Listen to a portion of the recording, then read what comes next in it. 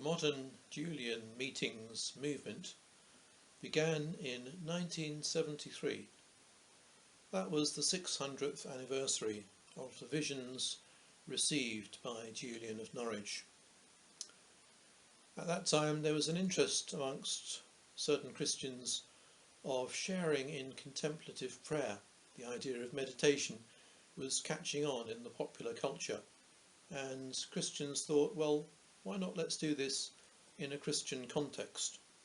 Church leaders tended to be a bit circumspect about the idea. However, there were enough Christians who were interested to start something new. The name Julian Meetings was applied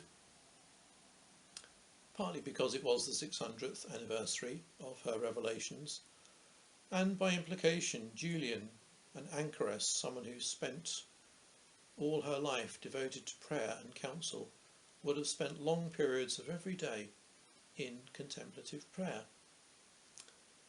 In her book, she doesn't actually use the word silence at all, but there is one particular chapter where she paints a beautiful picture of what silent prayer means, its rationale. That's chapter 43 in her long text of her book. She describes coming to that place in prayer where requests are no longer needed. You come to a vision of God, you gaze upon him, and the more you look at him, the more you understand what God is and feel overwhelmed by his indescribable heavenly love, his grace, which is way beyond human logic. The more you come to a point where you feel to yourself,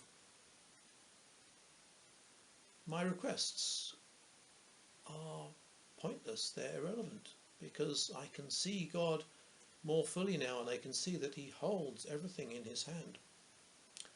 And what he will do, he will do. And it is for me in my prayers to come in line with his will. Those things he has decided in his goodness and his providence.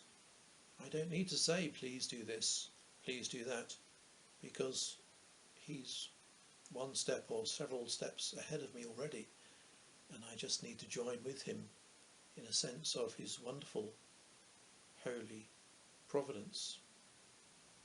It's as if there is a very paradoxical definition for what prayer itself might be.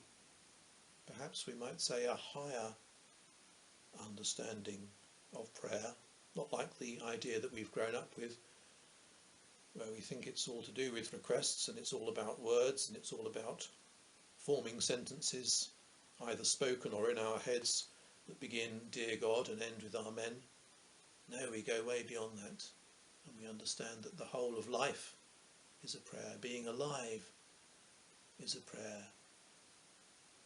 When I find that place of stillness and I can think about and even physically feel my heart, my circulation, sending the blood through my veins, my breathing, my body being alive, that in itself is prayer. Its existence praising the Creator by implication. And so there is a very strange definition of prayer that kind of messes with our childhood understanding. But that definition of prayer could be coming to a place